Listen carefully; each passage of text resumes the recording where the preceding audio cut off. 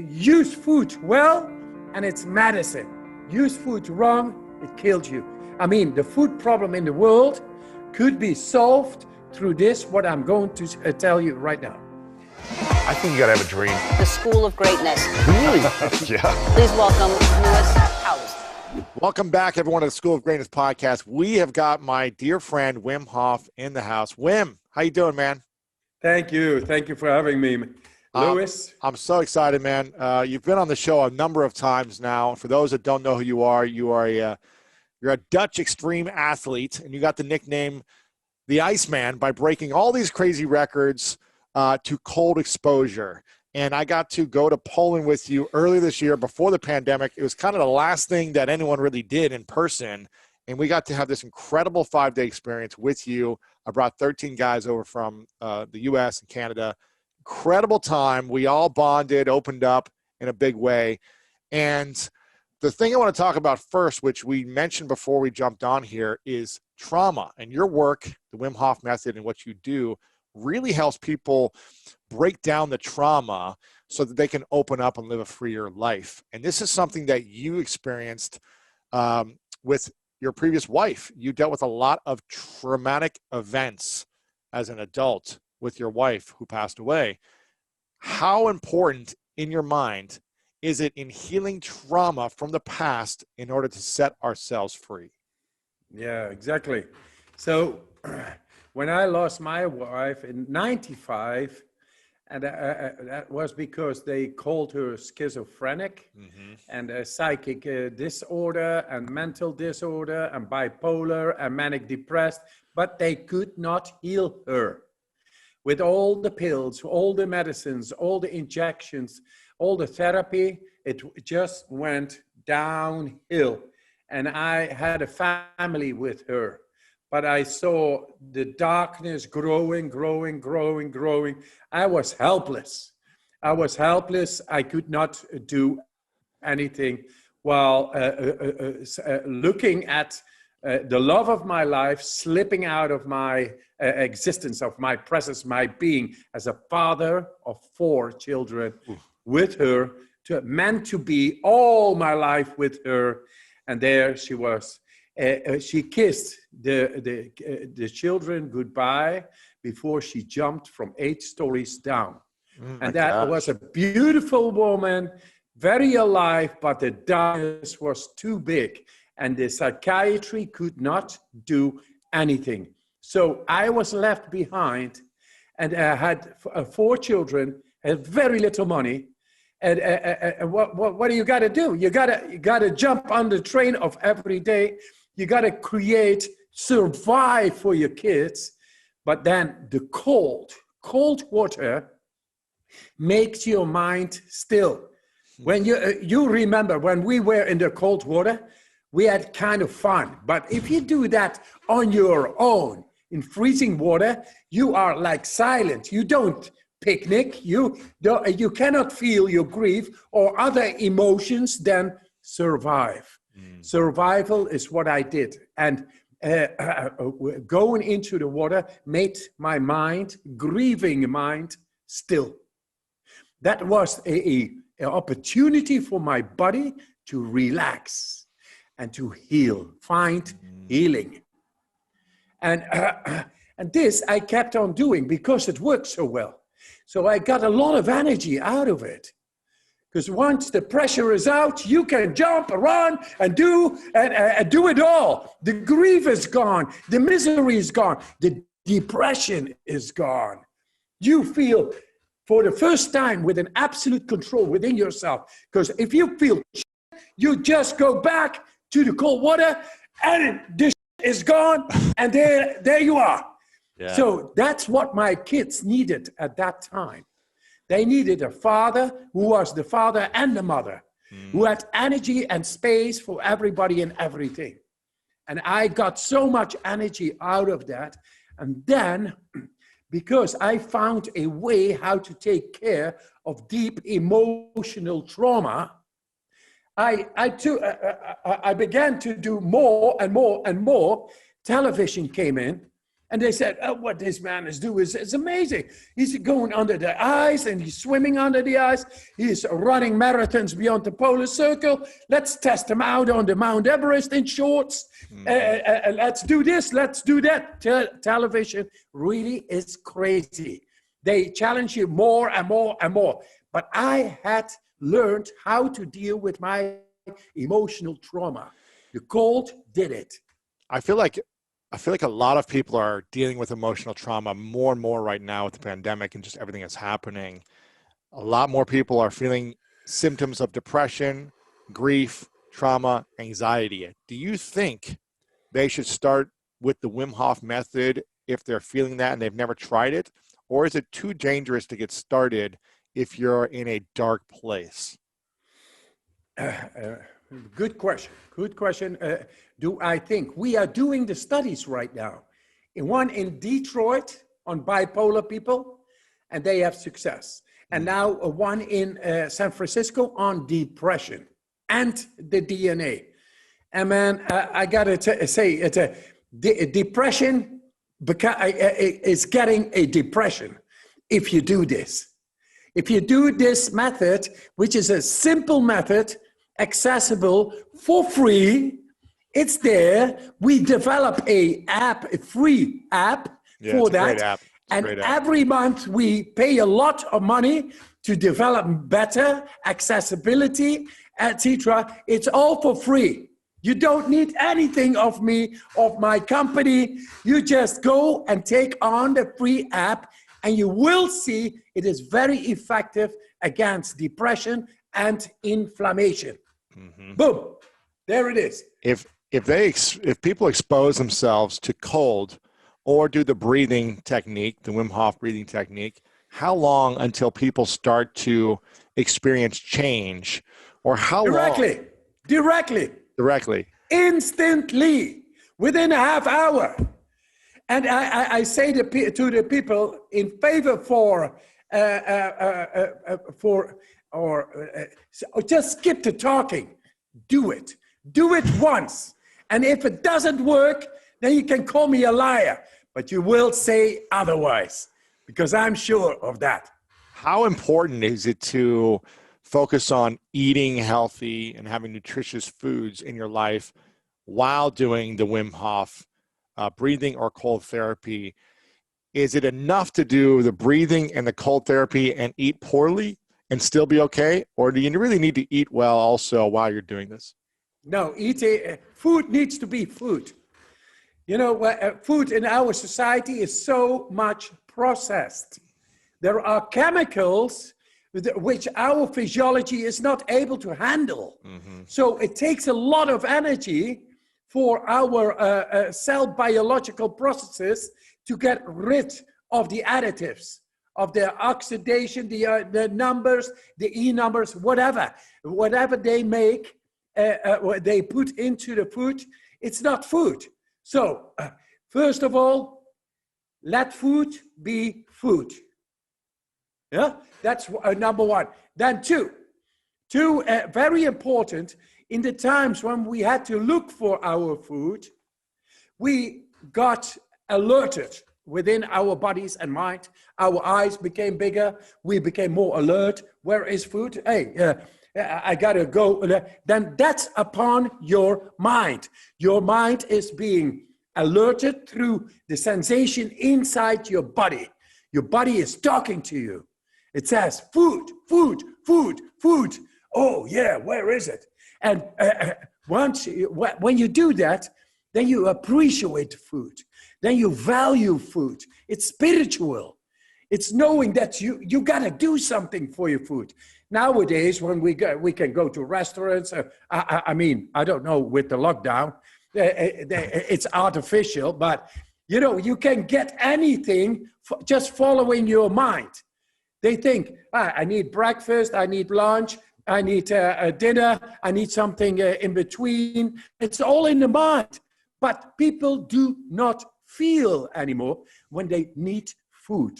They are no longer talking to their body, and the body is no longer talking to them. And then comes the problem.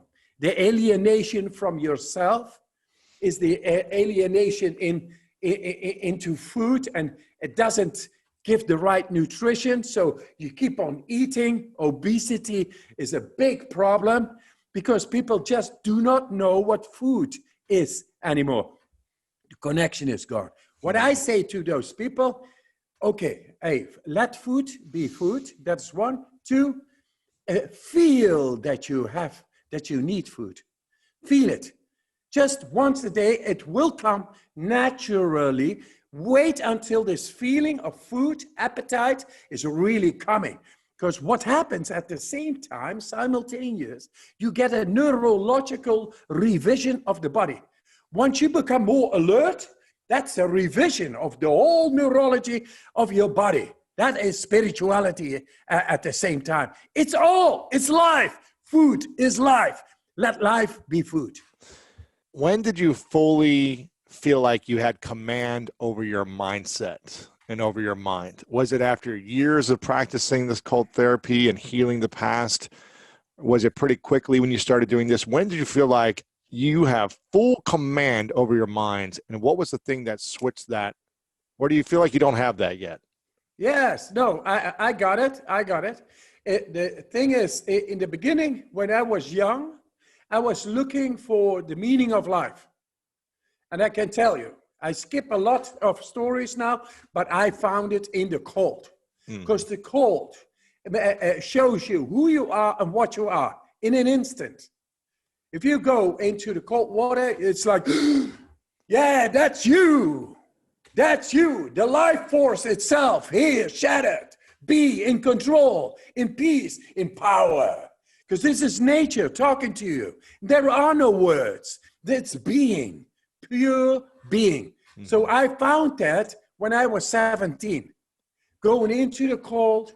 I was floating in the cold and playing a little bit with the thin layer of ice. I felt the power inside. I knew this is it.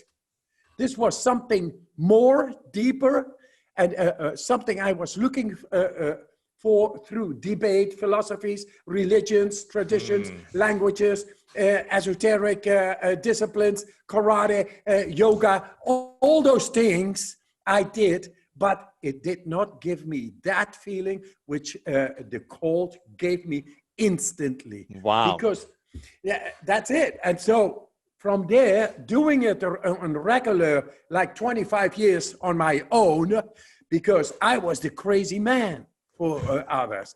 But I just felt good going in. Coming out, I felt alive. Always had plenty of energy. So when my wife died in the suicide, then I knew how to return to my inner self, to make sense again inside myself. And now more than ever, at that moment, I needed it to survive with my kids and create a new nest of warmth, of sense, of purpose. And it did it. Wow. So I heard you say that you were seeking the meaning of life, the purpose of your life through all these other activities, yoga, karate, meditation, philosophy, Yes. all these different things, but you didn't find it. Maybe you found some truths, but you didn't find the full truth. Yes. So now, what is the meaning of life? What is the purpose of life in your mind? Wow. It's the light itself. Now I can explain it because I talk with immunologists, I talk with professors, I talk with the top researchers in the world, with the top psychiatrists. I work with them. I'm a drop out of school. I can only work with them because I got something of value for them to investigate, to go past what we thought is possible. And I'm on that train right now.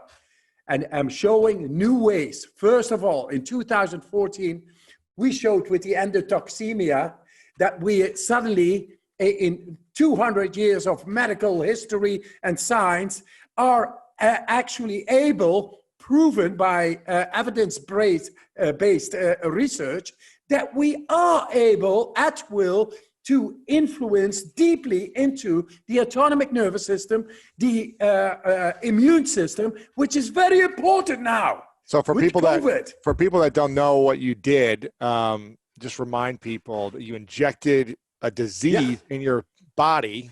Yes, And exactly. then you defended it from the breathing. Yes, exactly. People have to understand this. What did they put in your body? What was the bacteria? That's an E. coli bacteria. E. coli bacteria is a very severe, strong bacteria, can kill you. And it is within a controlled experimental model being used on 16,134 people, all becoming sick between 3 to 6 hours. Wow. It's controlled. Okay. And then I came and I did not become sick. And then they said, but you are the Iceman, and that's why you are the exception. That confirms the rule. And I said, no. I am one of the twins, identical twins, and my brother is not able to do that, and I'm able to do that. How do you explain that? Oh, yeah, I don't know, the doctors and the professors. And then I said to them, give me a group of people, and within a couple of days, like us in Poland, what we did, I did that with a group of people in Poland and going bare-chested upon a mountain in day 4 in freezing temperatures, being exposed to the elements of nature.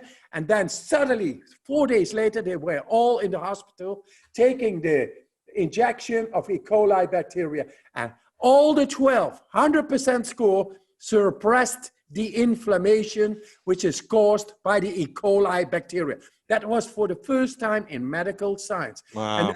And Lewis, the thing what is going on right now, and I dare to say this because we got the data to prove it, the damaging factor of COVID-19 is inflammation, is interleukins, number 1, number 6, number 8, and number 11. Interleukins are the inflammatory markers. It's part of the cytokine storm, so-called. That's the damaging factor of COVID-19. And we showed within a quarter of an hour, 100% score, all the 12 of them, how to bring down those inflammatory markers within a quarter of an hour. Wow. So why are they not talking? Why are they only talk about mouth caps and social distancing and economic lockdowns? They don't talk about how to boost personally, individually, every person in the world, evidence-based, how to boost your own immune system, which could be much more than is done or known right now. We got the evidence, we published in the best papers of the world, so why not use it? Yeah. I interviewed Andrew Huberman. I'm not sure if you know about him. He's I know. I worked with him. Yeah, and he verified the validity of this research experiment and agrees with it and thinks that is very valid in the whole experiment as a neuroscientist, and is a big proponent of breathing, of mastering your breath, of mastering the neurology in your brain and connecting it to your body so that you can boost your immune system as well and have more power over your mind. What happens to our confidence, our belief in ourselves when we train our minds to overcome sickness and disease? Your confidence naturally will be boosted. Like right now, there's fear-mongering going on. Anxiety is the result. Why not give people the tools, natural tools, for them to be able to sense an absolute sense of control within that boosts the confidence more than ever before thought possible. People have lost confidence. They've lost this connection. The government is no longer able to control normal health within the society. It's like bigger than a war going on. 200,000 casualties, deaths in a war. I mean, that's war, what is going on right now. And those people, through tools within themselves, would be able to bring down the inflammation, and because we have shown this already, and we know the damaging factor. So it should be out in the open. And I can challenge any doctor or professor within a half hour, he will see the results. Can someone say they get sick, whether it's coronavirus or some other sickness, they get a cold, they get, well, their immune system's weak and they catch something. Is it possible to transform your immunity and boost your immune system when it's already weak? When you have coronavirus, when you have some other sickness, is it possible to get healthy when you're there? Or is this more a preventative thing to do the method when you're feeling good so that you don't get sick? Can it be for when you are sick? I tell you this. In New York, recently, they did research bringing people with severe COVID-19 who were bound to die, beyond help. They brought them into controlled hypothermia. Controlled hypothermia in Celsius, 34.5 degrees. That's a little slightly down the normal core body temperature. They kept them there for 2 days, so 48 hours, and they survived. Not only they healed, they reversed the disease. Really? Yes. So people who are in severe COVID-19, they suffer from pneumatic edema. And then it's very difficult to use the power of the lungs because they are damaged. But I tell you this, people who start having symptoms of coronavirus, they are very able to suppress it in the beginning. So mind about this. This is not a challenge. This is not just philosophy. This is data-based, that you are able in the beginning, when the symptoms begin of COVID, to bring it down with these specific breathing exercises. You bring down effectively within a quarter of an hour the inflammatory markers. Wow. It is there. Can you give a 60-second demonstration of breathing technique? If someone feels anxiety, stress, overwhelm, fear, all this happening in the world right now, and they're not sick yet, but they feel the sickness of the mind, what's a 60-second practice that you would get them to do right in that moment? It's almost ridiculous how simple it is. But here it comes. The gravity is there, guys. You really suffer from those symptoms, the stress, the anxiety, the fear, the flu-like being, the cold, the redeemed immune system, the weakened immune system. You feel all that? Do this. You sit down, fully there, the way nature meant it to be, relaxed and here. And now you're going to go and take the life force in, which is the breath. You take it fully in. You use your belly and you use your chest to take it fully in and let it go. And you do it once again. And your mind is not out there. It's in with the breath. Because the symptoms are signals. They say, you got to go in. You got to go in. There is something going on inside. Okay, then go inside with your mind. And once again,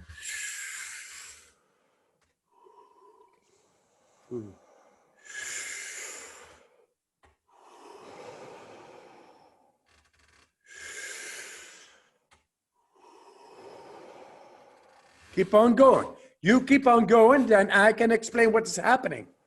What right now is happening with Lewis, he is blowing off the carbon dioxide, which is the acidity. That is the breathing trigger. He is blowing it off. The body becomes very alkaline.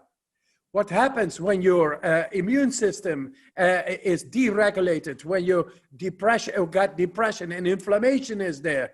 That means that acidity is too long present and the stress is deregulating our systems. Now we're making it alkaline. Suddenly we get a hold. Through the adrenal axis, we get a hold. You can feel it because you become tranquil. You become okay. Why? Because you are the alchemist. You are changing the biochemistry right now. We did this in the university, and the professors and the doctors were all astounded. They saw the monitors. Wow, the alkalinity is going up, heart rate is going down, the inflammation is going down. It's amazing what is happening. So we keep on doing this. You become lightheaded, loom in the body is logical, carbon dioxide goes out, alkalinity is coming in, and it goes as deep as the lymphatic system. And in the lymphatic system, once it is cleansed through this deep breathing, the white cells come. The white cells, the lymphocytes, the neutrophils, they come alive because the garbage is gone, the life comes back. And that is the immune system. The specific immune system takes down the intruder in the core at the beginning. That is what is happening now. And this is the way we trick and the mind and the body. Beautifully, so simple. And why not do it as when it is so simple? Because it has been proven by science. And our message, our difficulty, our task is to bring this simply to the people, that the gravity therein is fully there, and the power is there, it's effective and accessible. There we are, that's what we do. We bring people tools to battle their anxiety, inflammation, mood regulation, overall bad feeling, you don't know where it is. And I was talking with Aubrey Marcus about fibromyalgia. It's something the doctors don't know where it is. They take an Advil, they say. No, I say it's within you. It's related to biochemistry, and you are able to change that biochemistry within 30 of these deep breaths. And then what happens is amazing. You take one last breath in, you blow it off, and you hold. You stop breathing after exhalation. And if you do this 1, 2, 3 rounds, you're able to stay 3 minutes without air in the lungs. That means you are going deeply within. You are changing it all. The brainstem comes alive. The survival comes alive. Then the adrenal axis, boom, reset of the body. Amazing. This is what the professors say. This can battle autoimmune diseases. This is a transformational technique that will change mental health care. I've been in those universities, there, and it's all fundamental change, and you are at the command. Let's put a hypothetical scenario for a second. Let's say you're living in the heat and you don't have access to a cold shower or cold water, and you don't remember the breathing technique. Hypothetical question. You're in heat and you're not breathing this way. I got it. What can we do with our mind? Here it comes. That is beautiful. What can we do with our thoughts? Yes. To transform anxiety, depression, overwhelm, or do we need to be physically in our body with breath and with cold to really accelerate this? You don't need it. Don't say nobody, because I ruined my business now. But the thing is, there is more than meets the eye. The last study I did was just by thought, just using the thought in brain scans, having cold water coming to my skin and make my skin temperature without motion, without muscle traction, without deep breathing, just by thinking the skin temperature not going down. That is stress. Cold is stress. So wait, you had cold water come on to you and you kept the temperature warm on your body? Yes. So you did it? So what was your thought process? Exactly. Now that is the answer for the person who cannot do breathing techniques and cannot go into the ice. It's not like running in the water like. And he is lost in the desert somewhere. Yeah. Okay. So how do we do this? Valley. Can you cool yourself from heat and also warm yourself in the cold, or is it only from cold to hot? No, it's I'm not a runner, but I did a marathon beyond the polar circle in mid-January in shorts. I did that. And then I thought, hey man, I did it in cold, so I must be in control of the cold, which is temperature. So let's test if I'm able to take on a thermal stress of the heat, which is temperature. Yeah. And half a year later, I was in the desert without drinking, and I did the marathon. No way. In the desert. With no water?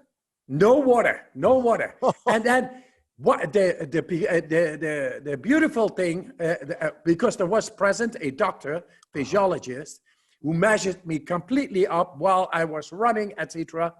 And he saw that my core body temperature in the cold remained the same, and in the heat remained the same. So when you mean core body temperature, is this inside the skin, not on the surface?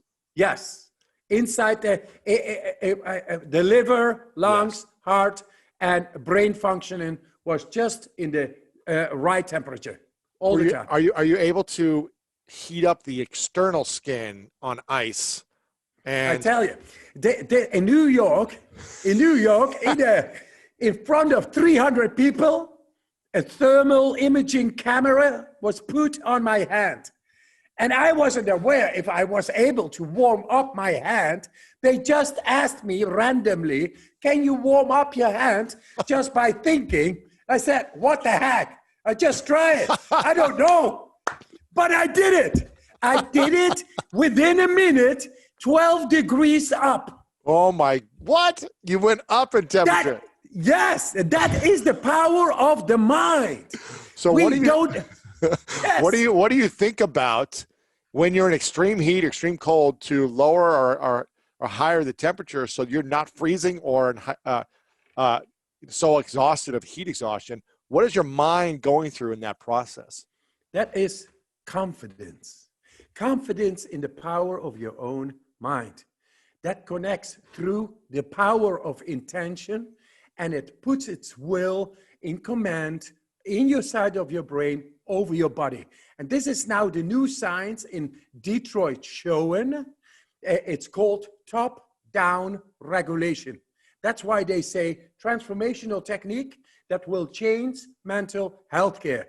And Louis, the importance of this podcast, this interview, this coming together is to explain that the gravity is endorsed by science, that we are able to regulate our mood no matter what.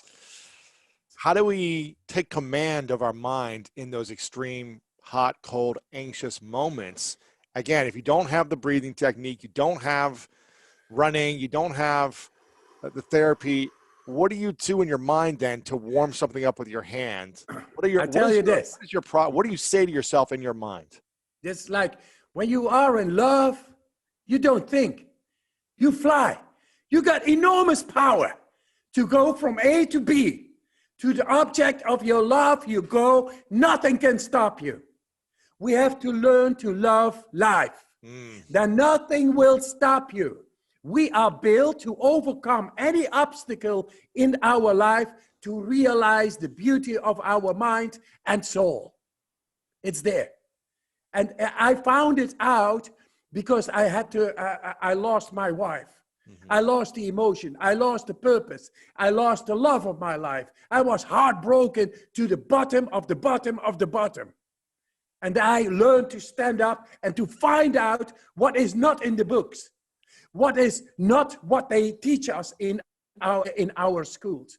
And we got to teach our children, the new generations, how to become happy, strong, and healthy. How to be in control of life. How to love life as the greatest thing that is. Because when you need it, you will appreciate it so much.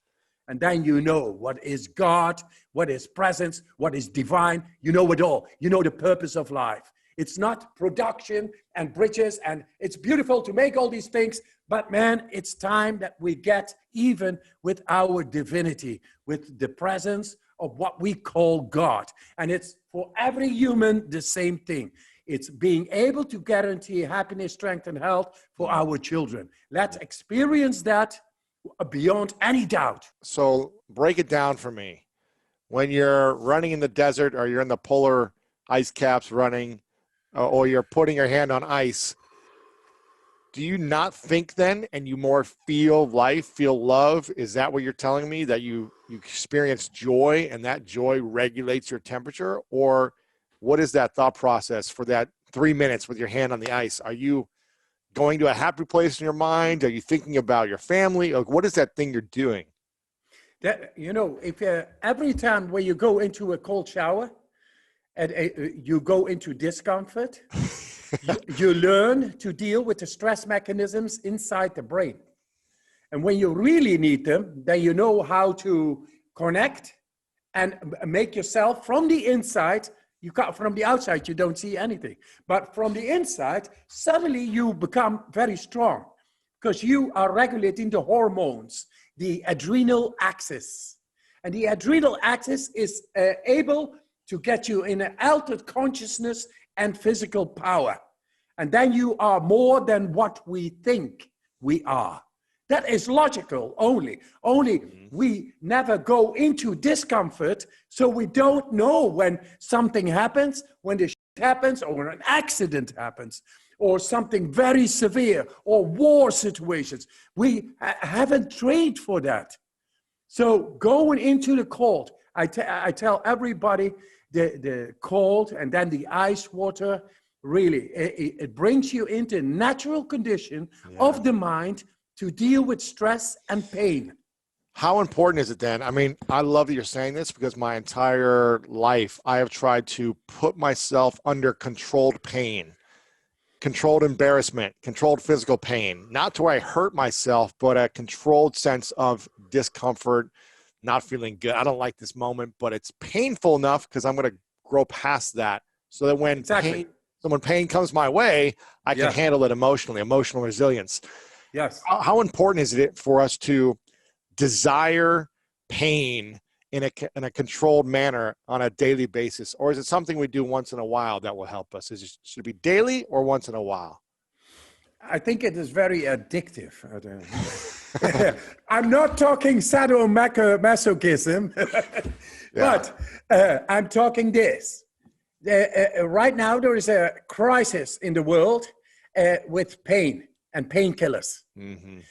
People don't know how to deal with that. That is and I've shown now recently in brain scans how to tap into the pain center, which is the endocannabinoid system within our brain. It's in the brainstem, the deepest part of our brain.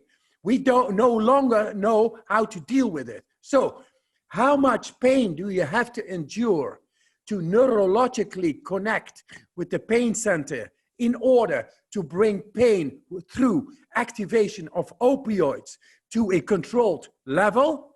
Hey man, you will feel it naturally. It's once again one of those things they should teach pupils, our kids, this in school, controlled. It's not about pain as we know it, like negative. Pain is a signal that you do not have the right connection yet. But part of the power of the mind is learning how to alleviate our own pain. Because painful situations will come in life and you better are prepared. Got to be ready. And we know how. Yeah. What would you say are 3 skills you wish you would have had earlier in your life growing up? And what 3 skills do you think everyone should learn to master to live a happier, stronger, healthier life? What skills? Exactly that happiness, the skill of being happiness, and to be able to guarantee it is the control over the hormonal system. We showed that in the university, how to tap into the endocrine system, the hormonal system. That is happiness. When you are depressed, you get a lack of dopamine and serotonin deregulation. Now you are in control of that, so you bring it in balance. So there is no depression anymore. There is balance and the pressure is back on.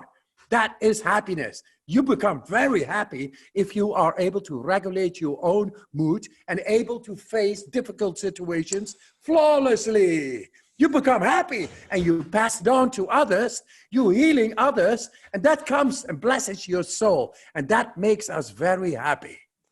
Healing others makes us very happy. That is one. Two, the strength. The strength is the ability to generate energy and to stay in control in any situation we're dealing with impact. Now, the cold, to me, showed me how to bring up energy continuously to be able to sit for hours in ice, to sit easily for an hour in ice water and be okay with that. That is the control of the energy management inside, because it needs combustion, and you do that at will. It's not the body who does it, it's your will. You're the neurotransmitters of your will activating the endocannabinoid system, the adrenal axis, and then suddenly, no pain, you feel euphoric, and you got all the energy. That is power. So that is energy, power, strength, that is, and then you got health.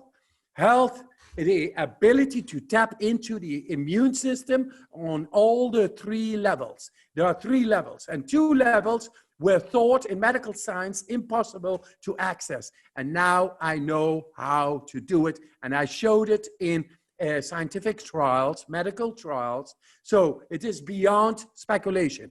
If I go back to the purpose of life, which I was looking for when I was a young kid, then I would have given that kid who is so anxiously requesting, asking from the heart, what is the meaning of life? I see war, I see depression, I see cruelty, I see pollution. What is the meaning of life?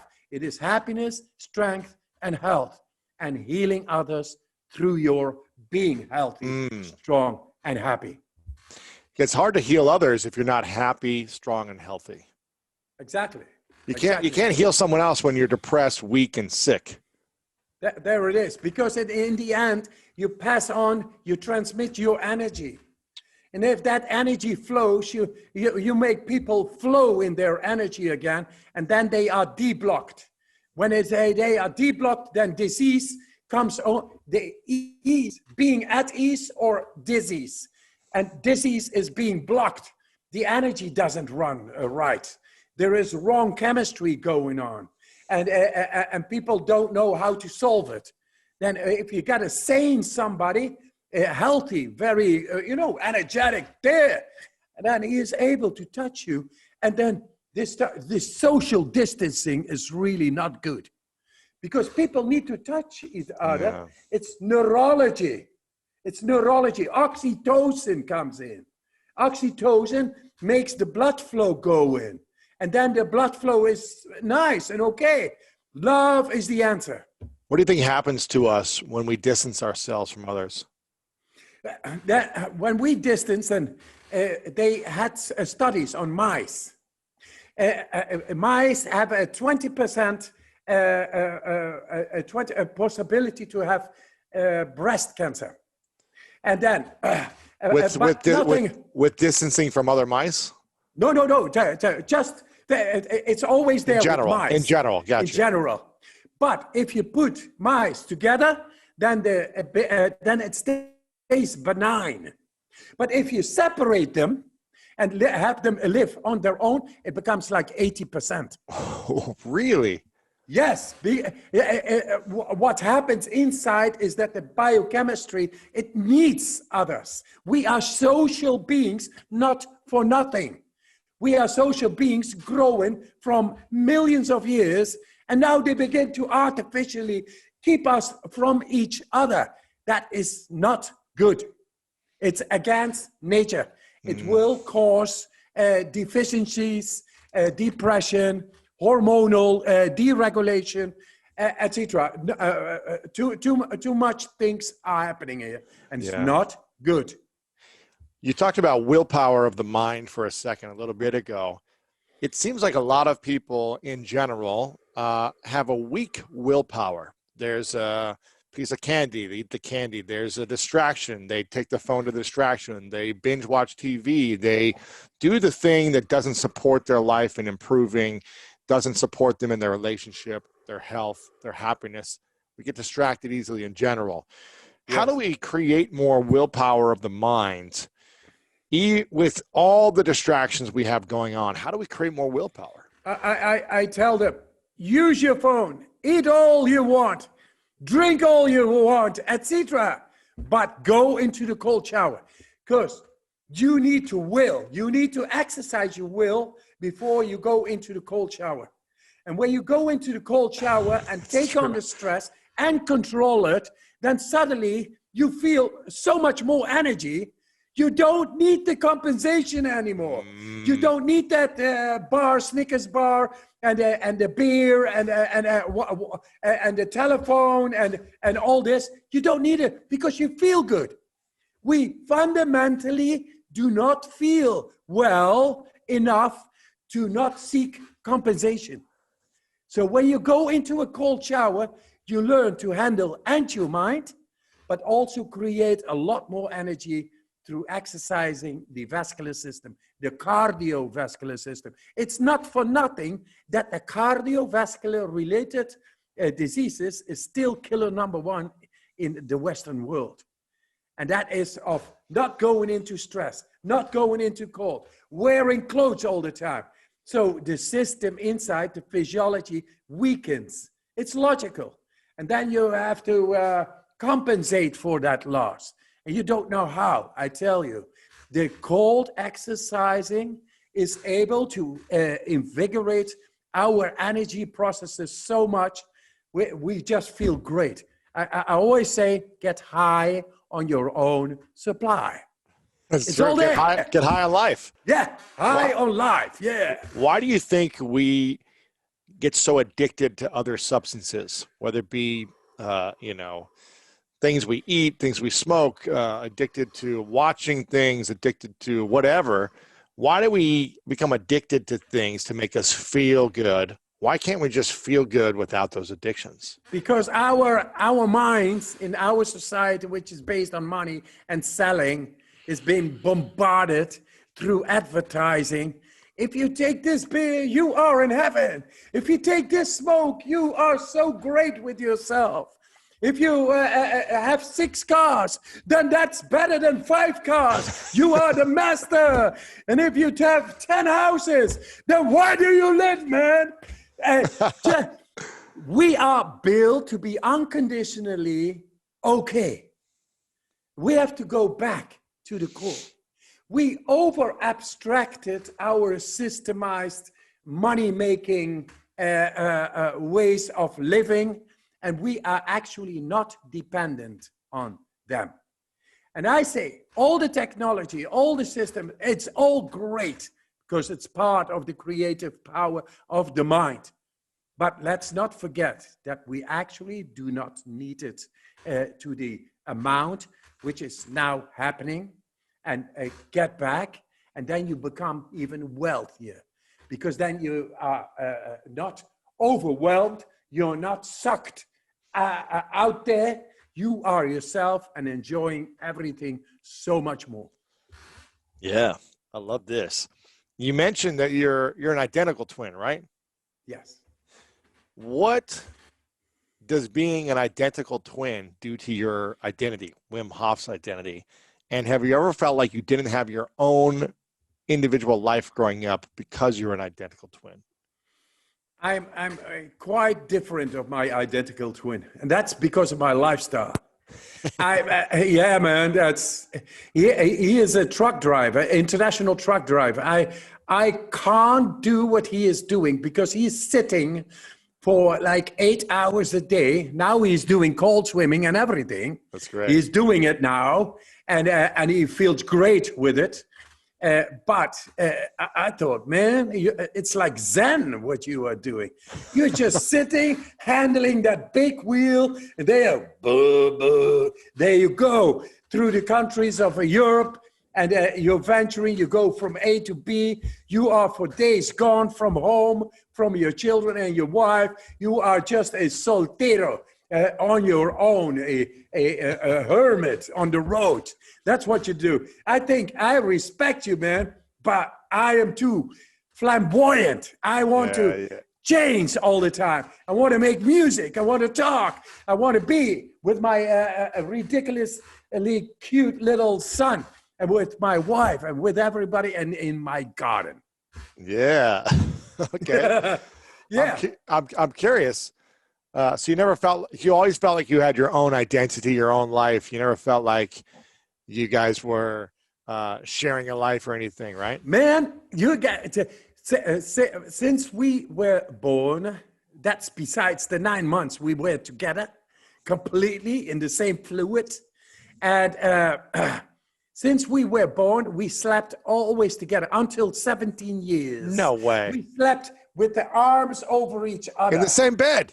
In the same bed. You slept in the same bed with your brother for 17 years. 17 years, man. This was like we lived in the home for 17 years and 9 months. That was. And then when we got into girlfriends, then it became, hey, let's split.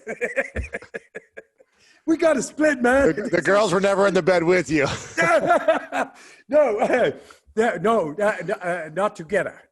What was that like? What was that like after the 17th year of always being next to someone, laying next to someone, your brother, your identical twin, and then separating? What did that do to your identity? I think it was really very natural, very natural. We were beginning to have a mind of our own and develop on our own. And yes, I think the magic of being so intimately together, it's absolutely beyond any sex or anything or thoughts of that nature. We always slept together. We sang together. Wow. It was magic. That's beautiful. It was just magic. Yeah, it was beautiful. Yeah. Do you ever wonder what life would be like if you spent another 10 years together? I'm getting back to him. He's getting back to me. Really? And when I was 17, I went with him on a bike from Amsterdam. Say, like you go from Los Angeles to Boulder on a bike. Yeah. Wow. Motorcycle? No. Bicycle. Bicycle. Yeah. I had no money for motorcycles. No, just bicycle, old bicycles, my second-hand bicycles, and we used the bags which normally used for the bringing the newspaper around.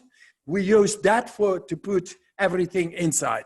So we had very little money, but such a pleasure to go from the Netherlands, which is a colder state, colder country, through Belgium, then through France, into Spain, into the direction to Africa with a bicycle. That is completely different than going in a car. In a car, it's like a television. But when you go on a bike, you experience You're experiencing life every moment. Yes, and you gotta do the effort, so you're charging up the battery. It's that was a spiritual journey when I was 17. I did that with him. And I don't know what happened because I wanted to know what is my spirit and all. And it happened. It happened in that journey that I found enlightenment, that I found, and it was not like all the time. It was just these insights which you cannot read inside the books. Even if it are the books of big philosophers and gurus, you have to write your own book. And the book every day is a page. It's blank, and you gotta alter your consciousness, find the words, and make the poetry of life. Ooh. That's what I did then. And then I found it. And then I got back again to the Netherlands. And then I lost it again. Why'd you lose it? I don't know. You alter your consciousness. But this is the big question. I think this in primary school, we have to teach our children what is happiness, the hormonal system, what is health, the immune system, and what is strength, that is the energy management within yourself, within control. We have to teach that because I was not aware of that. I just got this real wanting, and then suddenly it's, wow, I'm wise. I know everything. Now I know it. Now I can talk. And all that, epiphanies, one after the other, they came. And then you lose it again because I had no real control. It was just there, boom, suddenly spontaneous.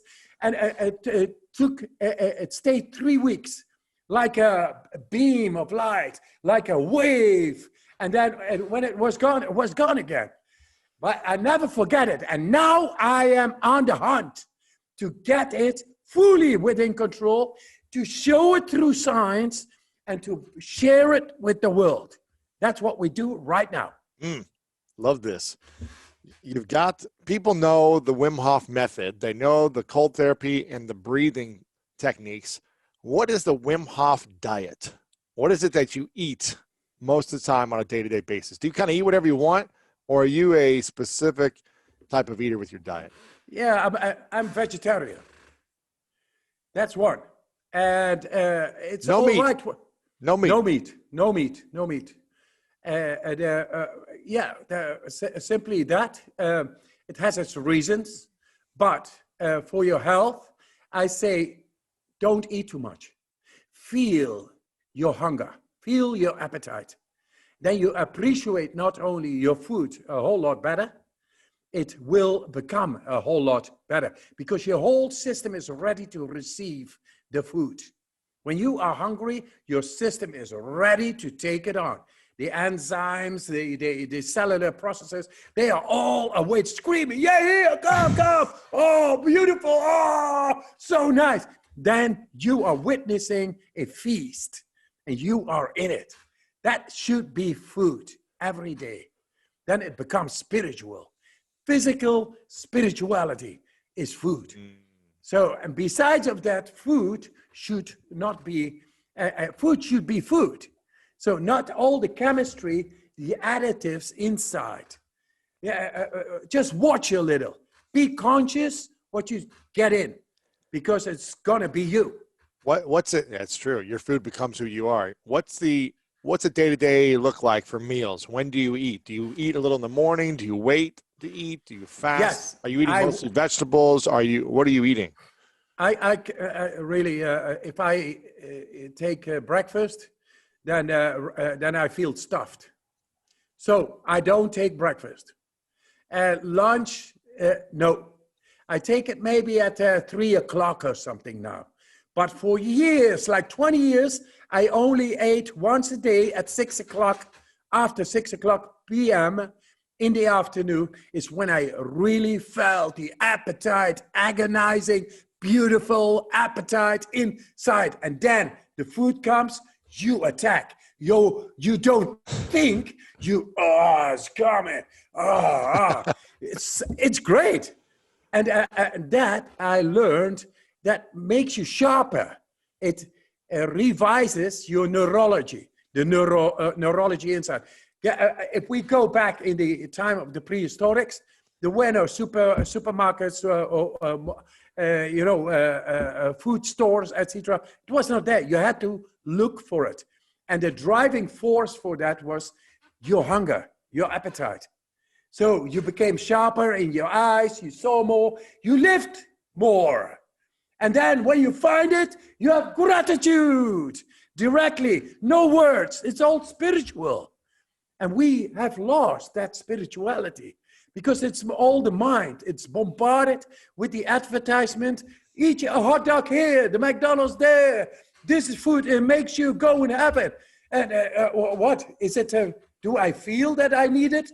Or does my mind say that I have to take that? Because it's now convenient and I'm between two working schedules, meetings. Let me take it now. But you don't really feel it. And this keeps on piling up. It's alienation that creeps in.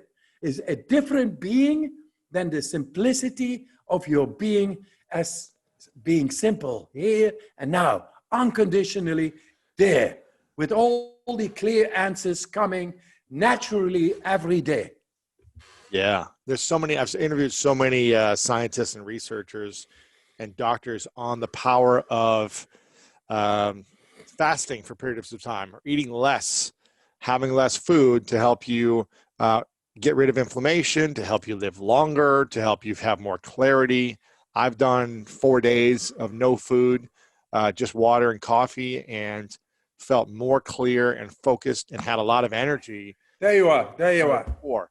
I think it all depends. It all depends on your lifestyle. Obviously, if you're training for an hour or two a day, then you're going to need some more food and some energy. But to delay eating, I think, is a powerful thing, as opposed to overeating, eating all the time. Again, it comes back to finding instances in your day-to-day life to delay gratification, to cause a little discomfort or some pain in a controlled setting. I'm not saying you need to starve yourself forever, but control pain every day with your food. There you go. Right? Right. Totally right. This is the new dimension in science going to be.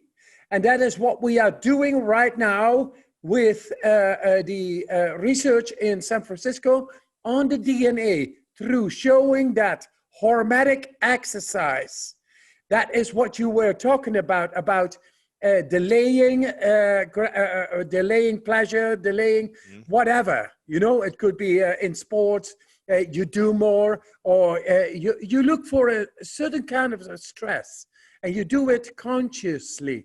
And that makes the body alert, very alert. And then systems become more efficient. And with food, it is so that they did research on mice, that mice live 2 times longer when they are restricted in their diet. 2 times longer. Wow. Because the body becomes more efficient. Food can be a killer. That's it.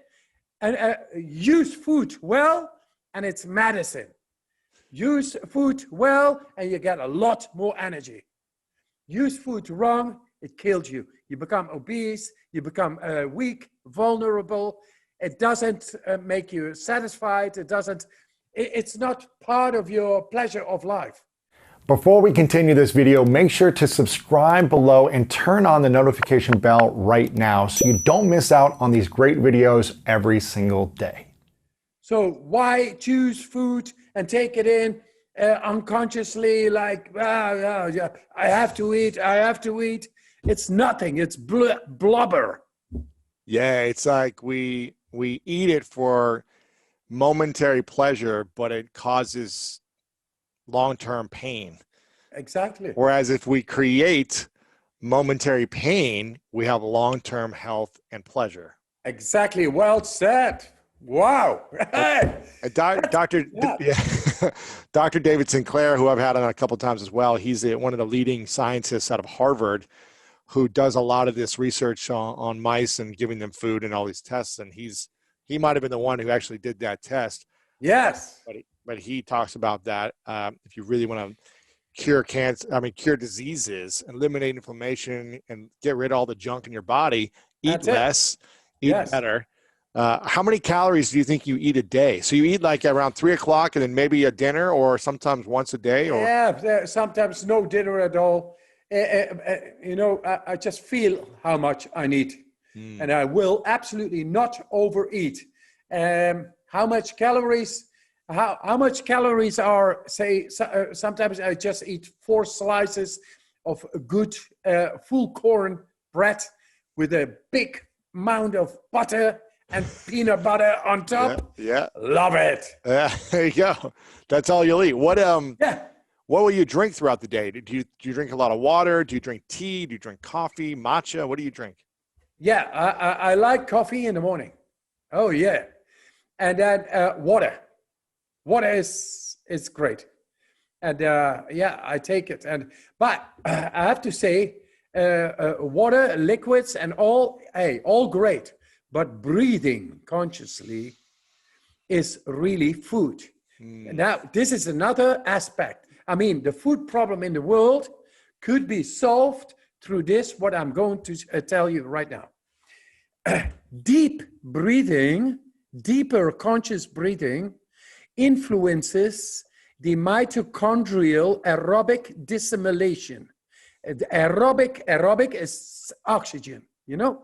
Dissimulation is the process of oxygen getting into the energy factories in the cell, the mitochondria, and it creates molecules, ATP,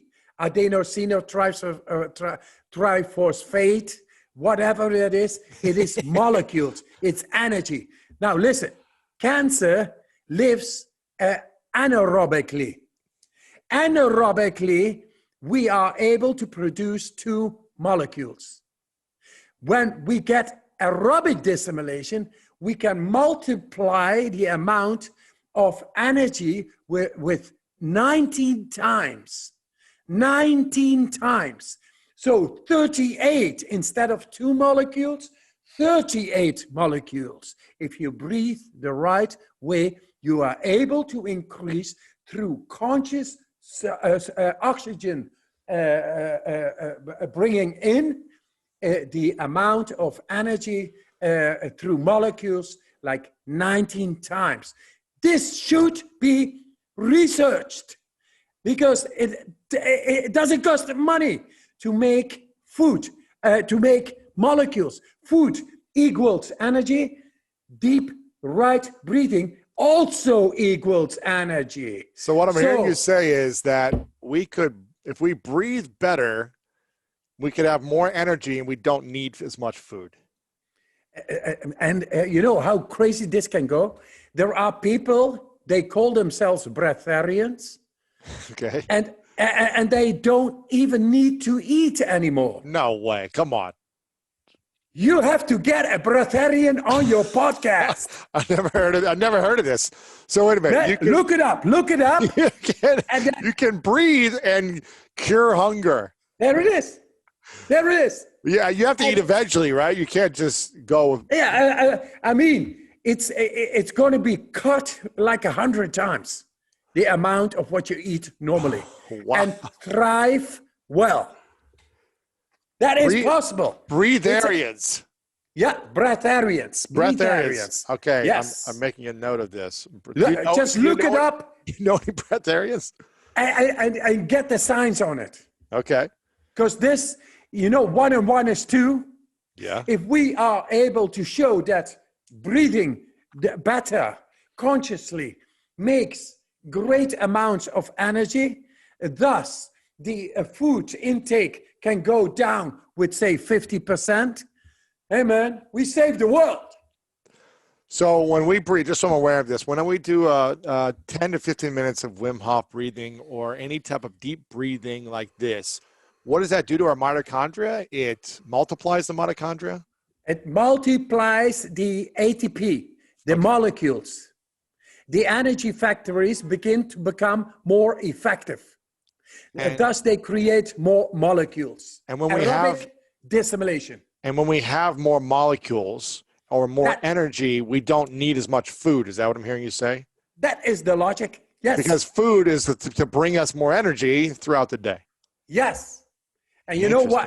And in a lot of cases, food is a lot of shit in the food. So we eat food to get more energy.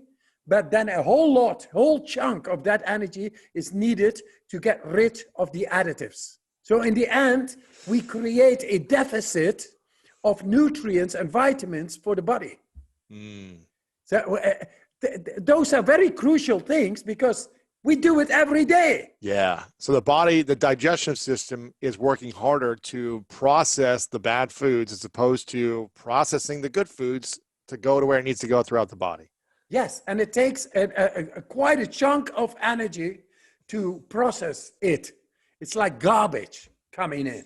You need to get rid of it. So that energy is lost, and food should be energy.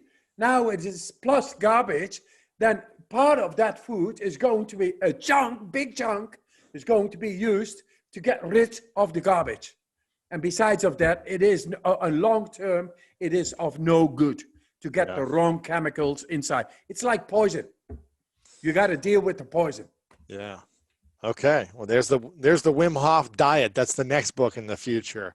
I'm curious. You're known for mindset. You're known for breathing. You're known for body challenges, helping get rid of sickness and anxiety and stress and overwhelm. You're known for these things. Yes. I'm curious of your thoughts about relationships, something you're not as well known for. I know you in a more intimate way, but what have you learned from the breathing, cold therapy that helps you in intimate relationships? You've had obviously challenging past with wife, with mental health challenges, who committed suicide. What have you learned now through this practice to help you fortify intimacy with your wife, your partner, and also fortify with your family, your kids, and friends? Amazing. Yeah, beautiful. Relationships. As I said in the beginning, you need touch. It's oxytocin. But sometimes people get something in between. And that when something gets in between, then you don't touch as much, and you begin, something in the mind gets out, and it's like distance. And that Distance in the mind. yes, through in the mind, through the biochemistry inside.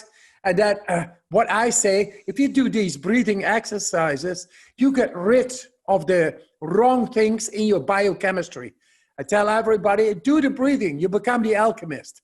Not only the alchemist, it's good for your relationship because you get rid of that what makes the distance going. This is in an unseen terrain.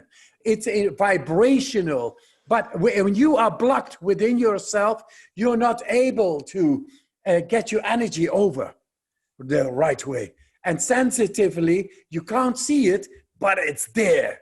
And you are in distance, you are in your mind. And you keep on making these loops in the mind instead of just breaking it. I come here, darling. Oh, I love you so much. And and your wife or your partner knows if you are bullshitting, yes or no. So what do you do when one of your kids is angry at you? Dad, I don't like you when you did this. Or your wife or your partner is mad that you didn't do something. What do you do to overcome that? Yes. If I go into the cold water, then this worrying about that is over. It's too cold. I can't think about the stress. Yeah. Yes, you can't think about that stress. You're dealing with this stress. And that makes you go away of that what you are feeding. Oh. And then it becomes smaller and suddenly, oh, I love it so much. Because your energy is fully within yourself, clean, nice, there. We are loving beings if it comes to us unconditionally.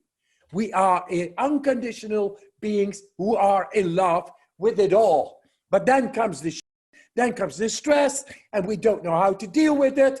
And then you are guilty, you are guilty, you are guilty, etc. No, we got to solve our blockages inside.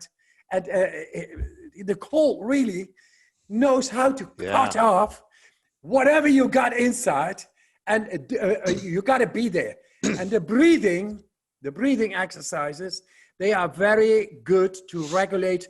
I mean, you become very shallow in your breathing if you are angry, if you are blocked. When you are anxious, you are like a shallow. But when you get into the deep breathing, you break the loop. And the loop is inside the head. And that in mind, neurology, if you go into deep breathing, suddenly goes into deeper parts of the brain. There is the feeling, and there is the being. Just being, no words, just being. And you feed it with blood flow, doing deep breathing. Thus you break the loop. And then your wife knows it. Your partner will know it because they feel. They know you every inch of your body and your mind. So you can't bullshit nobody. Cleanse yourself, and you are open for love once again. Do you have any mantras that you deal with? Let's say you're traveling and you're not able to access the cold water in the moment. When there's a stressful moment that comes up, or your wife is angry or whatever, or your ego gets the best of you and you're shallow, what's Wim Hof's mantra to get back to whole, happy, strong, healthy? Yes, this is interesting.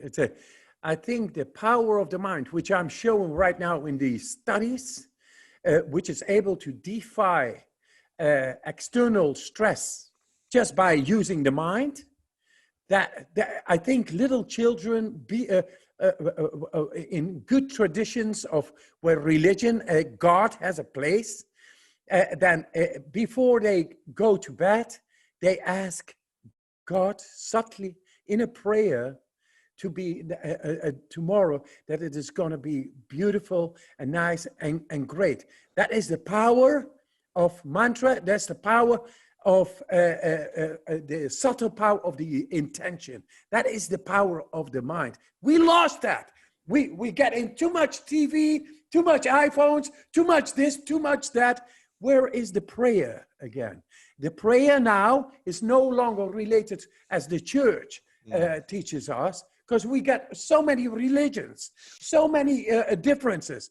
So I got to the neurology inside the brain scans, and I found a universal way to tap into the power of the mind, the subtle power of the mind, the power of our intention. And if that is once again working within us, then nobody wants to do evil things.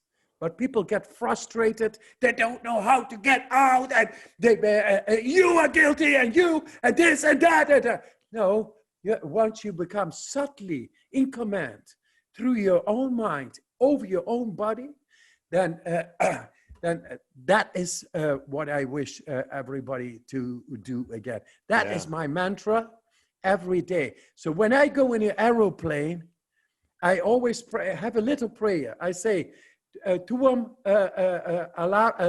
umbrum alarum. That is Latin, because I got something with Latin.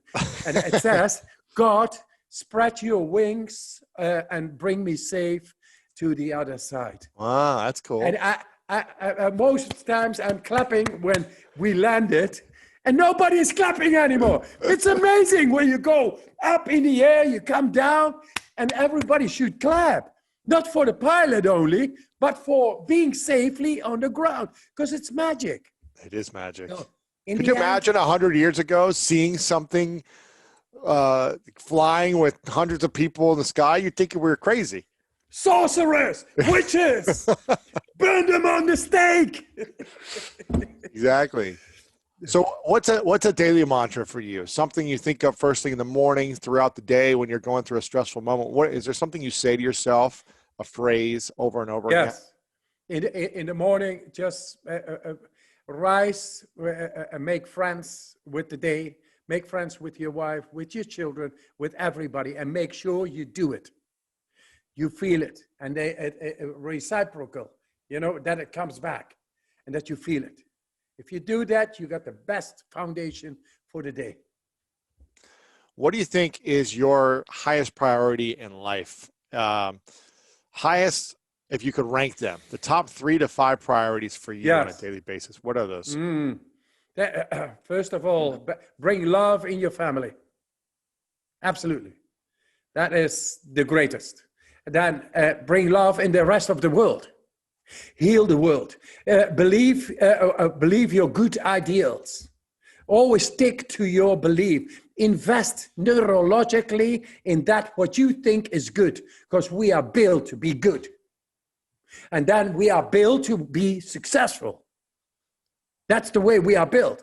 The way we are schooled is different. But we are built by the laws of nature, by birthright, to be happy, strong, and healthy. So let's be good, remain good forever, and we do not even need the belief. It works that way. Or you better believe it. You invest in something that has a much greater outcome than your investment. It's there. This is what I do on daily basis. And besides of it all, stay simple, stay humble, change the world for good. What are some key ways to create more joy in our lives? I feel like you do this in a beautiful way, but what would you say are things that the world should be doing more to create more joy? Just breathe. Breathe, take the cold shower, and make sure you are in command over your happiness, your strength, and your health. If you got that, because it's physically there, and you connect with that, then you are able to pass it on to everybody. A happy man is not longing for anything. He is there.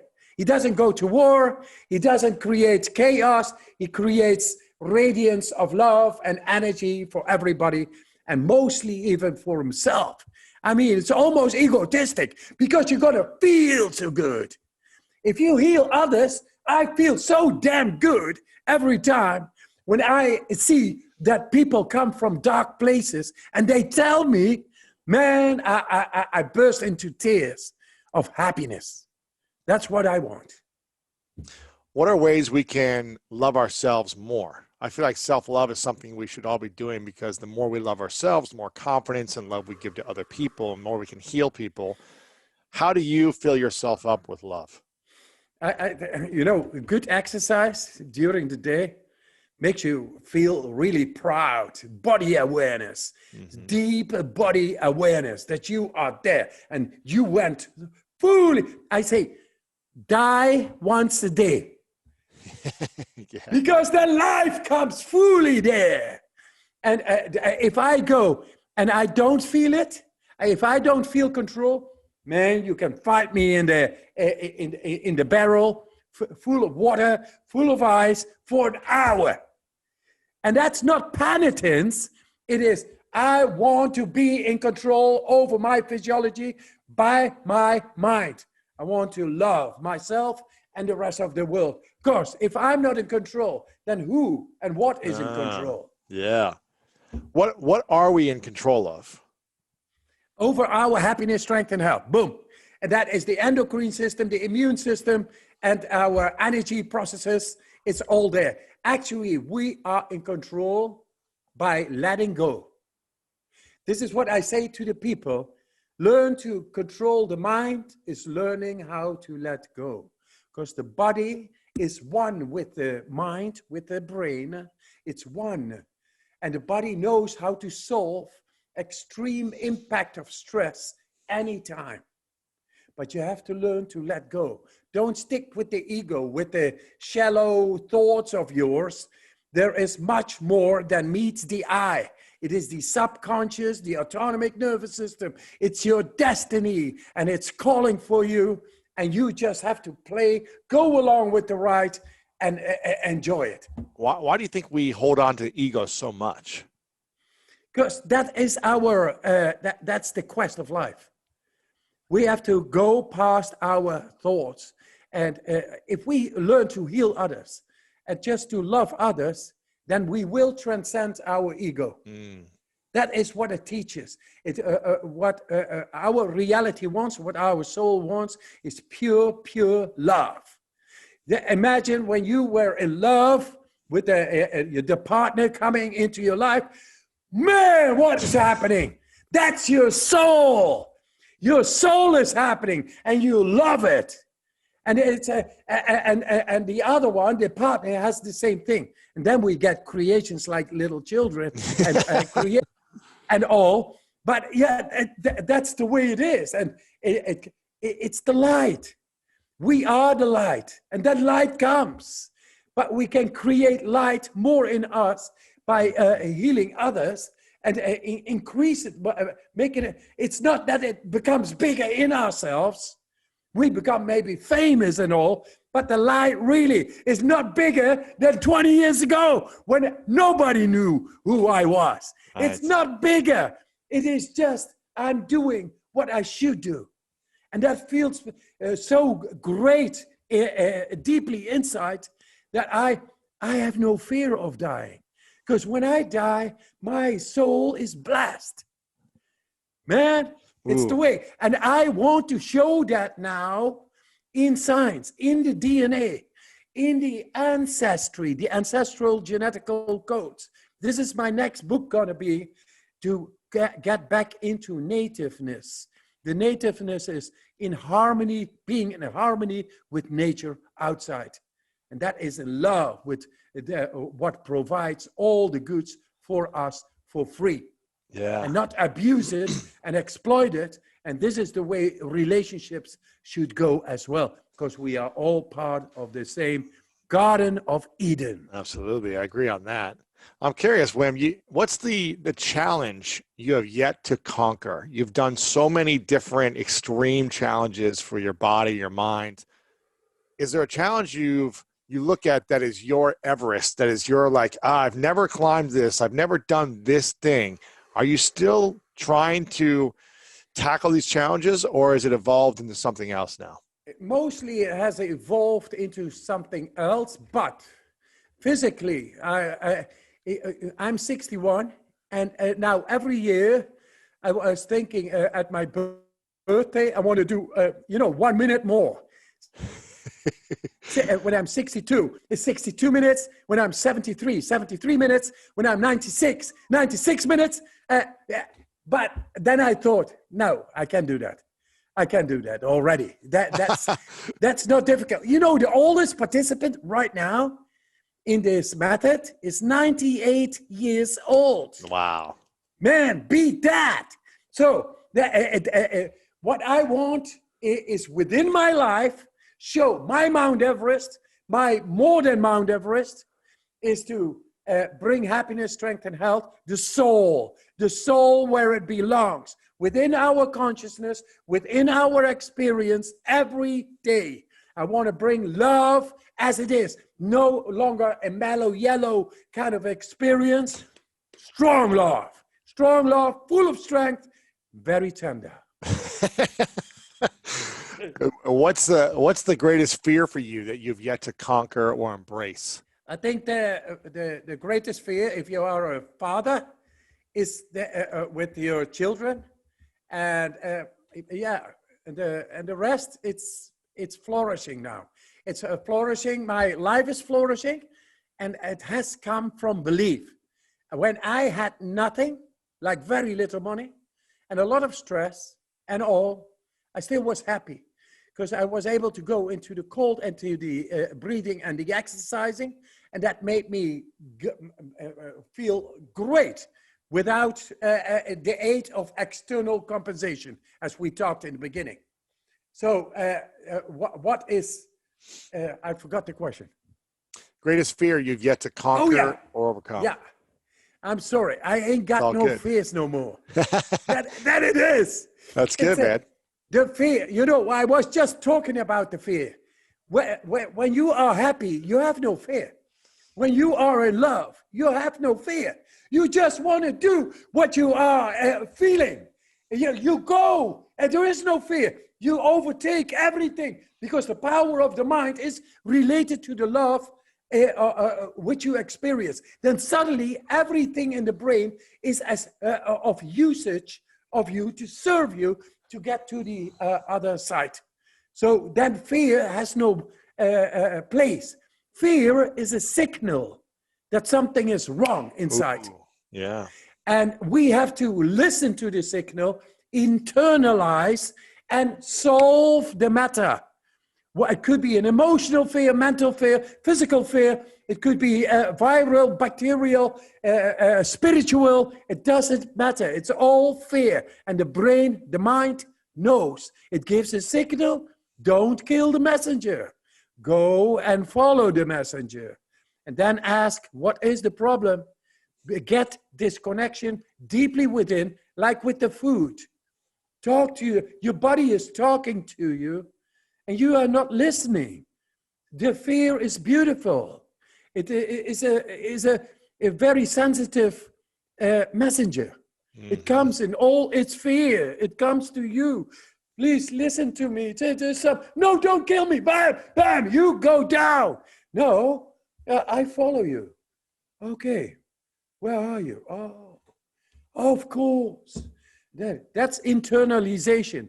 That is meditation. Yeah. That way, through the breath, we are able to go with the mind into deeper tissue, because the breath is like water. It goes everywhere. When we go into deeper breathing, it goes deeper in the tissue. There could be the blockage, the inhibition. There, the fear started. And then you are able to solve, because we are the alchemists, all of us. So you don't fear death anymore. How old would you love to live to? I live as long as I will accomplish my task, is to bring love to the world. Are you trying to extend your life as long as possible? Or are you Oh just trying to man, make the I most will outlive everybody. Yeah, there's no problem about that. I feel so alive, and I am in control. I am in control, and I will show in the DNA how to lengthen the telomeres responsible for the span of our life, the cell division. I am doing that now. In December, we get the results. So I'm actually on top of it. This is it. First, I make a study of something, and then I'm going to do it. There you go. I love that. Man. A couple final questions for you, Wim. What are you most proud of about your kids? They are all working with me now. All of them? And, yeah, I mean, the four the biggest ones. Yeah. 37, 35, 34, and 32. They're all working with me. That's pretty cool.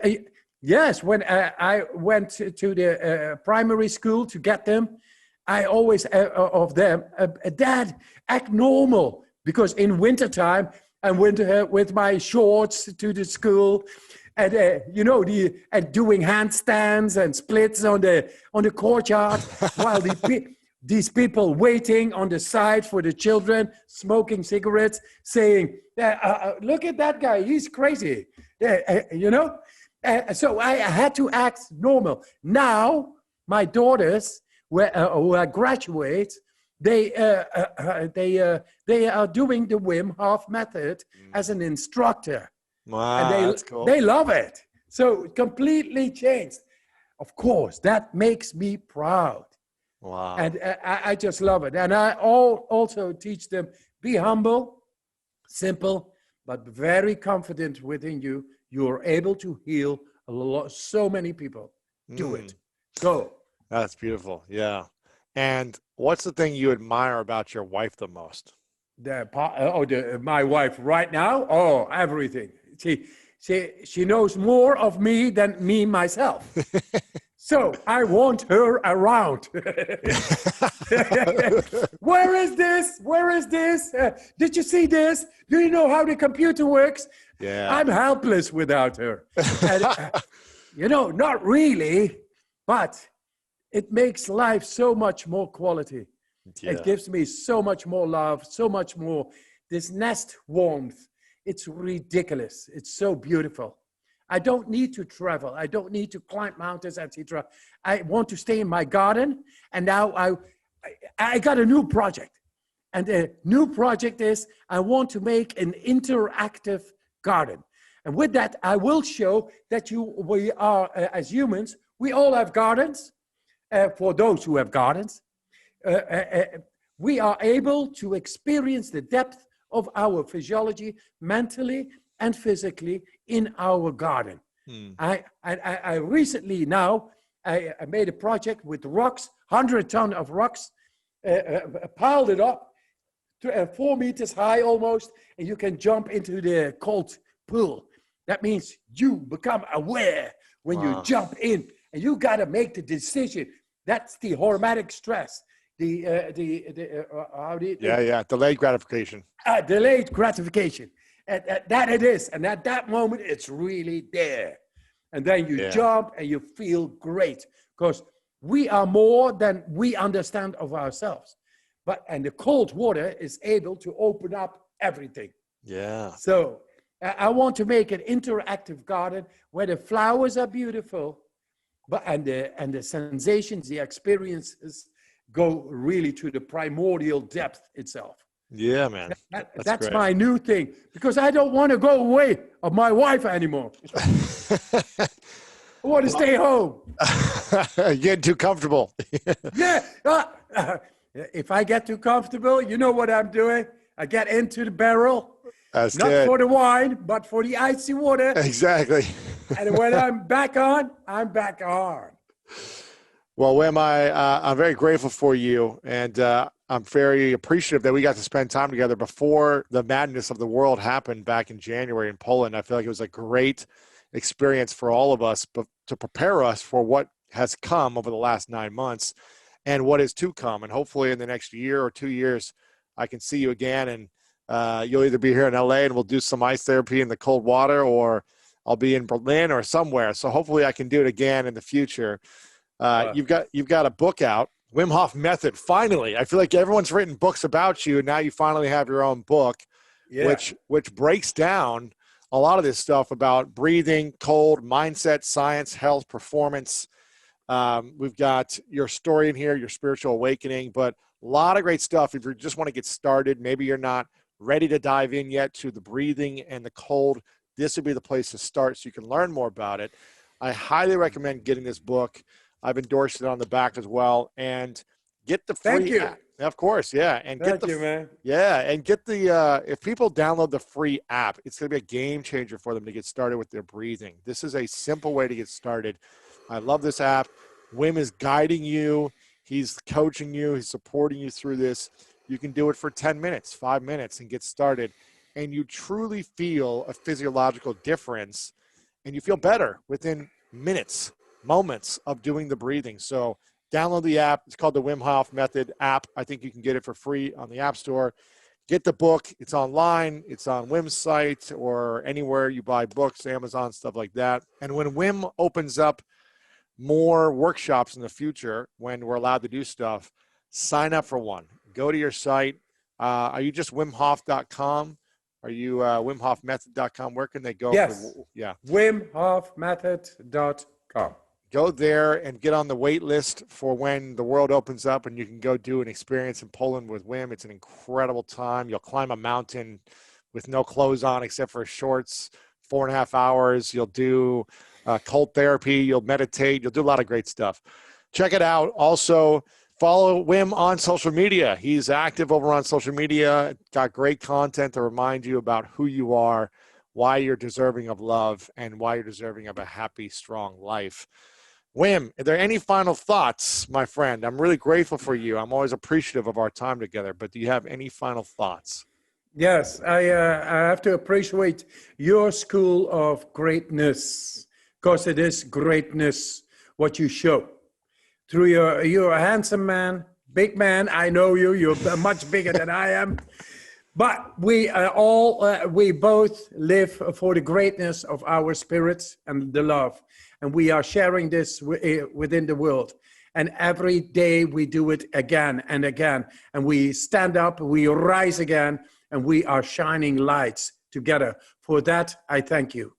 Of course, my man. Well, I appreciate you. I'm very grateful for you. If you guys enjoyed this, make sure to share with a friend. Make sure to post it on stories on social media. Let Wim know that you enjoyed this as well and your favorite part. Again, get his book, Wim Hof Method. It's going to help you a big time in your life. Wim, you're a rock star, my man. I appreciate you and love you very much, my friend. And if you want to learn how to become happier in your life, then make sure to check out this video right here.